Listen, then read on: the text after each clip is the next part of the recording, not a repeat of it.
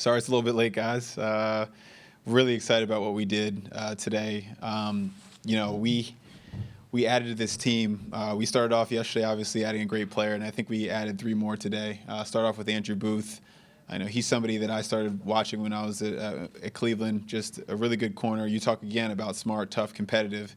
He is that, feisty. He will come up and challenge players. He'll challenge players in the pass game. He'll challenge players in the run game. Competitive, just explosive athlete. We're really excited to have him. I think we got great value for the pick. And again, he adds to what we're building in our defense. You talk about Ed Ingram, really good player. Ryan Grigson has this term. Whenever an offensive lineman has good feet, he calls them Fred Astaire. He's got Fred Astaire feet. And so I was watching Ingram, and I text RG. I'm like, "Did he get the Fred Astaire?" And he's like, "Yeah, I'm getting soft in my old age. Like, I think he should have. He was just, he said he was just a cut below. Sorry, but I think he is. He's got incredible feet, really good feel for the game, aggressive, try to finish people in the run game. Again, we're really excited where we have in that room already, and we're excited to add him. Lastly, Brian Asamoah, that was a special call for me. I told him, "Did you ever think that you'd fulfill your NFL dream with somebody named Kwesi?" I had to say so people call me Kwesi. It's pronounced differently, in where my family's from. So, and he's through the moon, and that was a cool moment for both of us. So you talk about, just the circle of life and all that stuff. I'm turning on the film, I see the name. He reminds me of JOK a little bit, and so it's really explosive. People talk about size all the time, but can you get off blocks? And he doesn't stay blocked very long. He's explosive. He has the range in our passing game to do everything we ask him to do.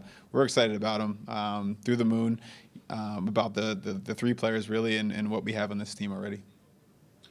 With Ed Ingram, the Vikings have had a history of some high-profile players who have had allegations of violence against women.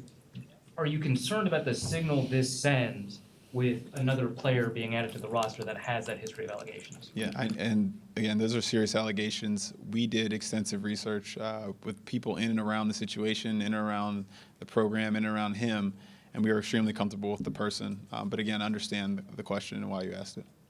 What did the vetting kind of constitute in terms of that? Lots of conversations, just digging, fact-finding, like everything else we do. Again, because you're trying to bet on the character of the person, and look, that's an issue that's serious to me, and it obviously is serious to everybody. So I don't want to make light of it, and I don't want to speak up here like I'm an expert in all those things. But we take that very seriously here, both as an organization and me personally. But again, I think we're comfortable with the person. Did anyone in the Vikings organization talk to any of the accusers? Again, I can't get into everything we do in our process, and I appreciate the question. But again, we're comfortable with the person. Did you attempt to find out any of the things that he was accused of happened? Again, we had I hate to keep repeating that. I'm sorry, guys, that I never want to be this rogue guy up here, but we had an extensive process, and we're comfortable with the person. What in the process left you comfortable with him as you got done with it? Just, knowing the character of the person, what you're getting, who he is on a day-to-day basis, his values. You're betting on the forward, and you're betting on everything you were told. But again, we extensive process. We got to this place, and we feel comfortable with our decision. Booth said that he hasn't been healthy since he was in high school. Yeah. I think that he hadn't played healthy since he was in high school. Yeah. So obviously he was on the field, but Yeah. how do you vet that part out, and how do you feel confident that what has been a number of things is kind of behind him? You talk about extensive conversations. So I went and called his agent. We have a lot of data on players, and we saw different things. And I watched him. I really loved him. I love the style of play he has. And just RG always says this term, like it matters. It looks like it matters to him out there. And so, we're watching him play, and he didn't show up at the combine. So, you're doing your research, and I called the agent, and his agent put me in touch with his trainer. And I'm talking to the trainer. I'm like, "Hey, what was he running? How was he doing?" And he goes, "Hey, Kwesi, like, this guy's never been healthy. He's had this hernia thing his whole career, and he's getting it fixed." And so you think about that, and and I thought he was a pretty good player as it is. And so the chance to maybe be even better, that was too good of a possibility to pass up. And ultimately, that's why we came up in the draft. But I mean, do you think that's all put behind him though? I mean, Yeah, he said it in terms of like he's never fully produced the way he could. Yeah. But like, just the idea that a young kid has been hurt so You could look much. at it the other way. Yeah. So we had again in the doctors, and I won't tell you exactly what I said to our team doctors. I was joking, but I was kind of like, you guys sure? And they again, Tyler, his team. We have a great group of doctors here. I think we have some of the best experts in the country on these issues. We talked to the surgeon who, all the people who are in his surgery and his rehab, and so we feel good about the situation. Understanding that not like everything can be modeled, how do you fit somebody with unknown workout data into your process and determining kind of where they go on your board? Yeah, so that's a great question. There's methods of guessing, right? And those are pretty imperfect. Ultimately, you kind of use your eyes. There's other data that's out there that kind of tells you how fast somebody might be going while they're playing. You can talk to the school, talk to their get your GPS metrics and things like that. It's a lot of different things to your point, but ultimately there's some combination of covering a player isn't just speed. It's movement, it's length, its ability to react quickly, its foot quickness. It's all those things, and we feel good about those package of things with him. You mentioned yesterday you talked to Brad Holmes in Detroit about potentially making trades. Did you also have a conversation with Brian about that? No, we did not. So how did that all just random call and The phone rings, man. You Yeah. pick it up. Obviously, there's people here in this organization who've been longer than me, so those relations go back. And a call was made, and obviously we thought heavily about again doing another trade in our division for another receiver. And to that point on the board, I don't believe we had a corner.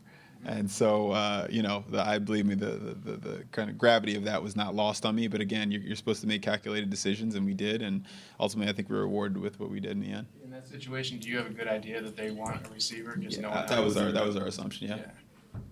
When it comes to the linebacker position, maybe there's no such thing as undersized now. I mean, just how important, I guess, now in today's game is the versatility with that position? Yeah, it's to your point. The game is evolving. I think the skill sets that I always tell our defensive coordinators, the things that happen on a football field haven't changed. The importance of each thing maybe has changed, right? So maybe at the safety position, do you need the thumper, the guy who's in the box the whole time? Maybe not. Maybe he needs to be able to play but those skill sets are kind of existing. So you talk about someone like Asamoah, sorry, I'd probably say it a different way, but you talk about somebody who has the skill set to do everything we need in this modern game. But I also think people a lot of times see small and don't actually ask themselves, does small actually translate to the skill set you're trying to do? And so if you actually ask that specific question, same thing actually with Jeremiah last year when I was in Cleveland. Yeah, he's 218, but show me the things that show up that he's 218, right? That's really the question you're trying to ask when you watch these guys. More questions? With Booth, how quickly do you expect to see him on the field? We're working with him on his rehab and all that stuff.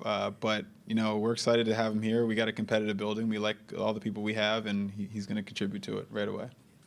Seems like everyone you've picked so far has been part of deep college football playoff teams. Just curious as to is there another factor that goes into play when you get to see guys in big games? That's a great question. I remember reading when I was in grad school that there was a bias towards the NCAA tournament in basketball, right? They take guys who did well in the NCAA tournament and then didn't end up turning out great.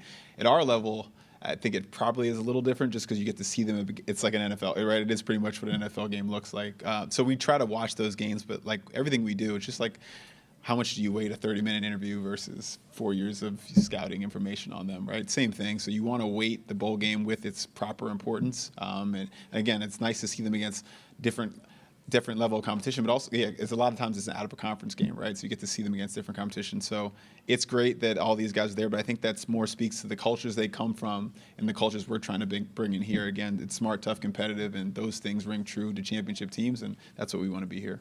Those are different too from like a traditional bowl game where Yeah. True. Everybody, Thank you.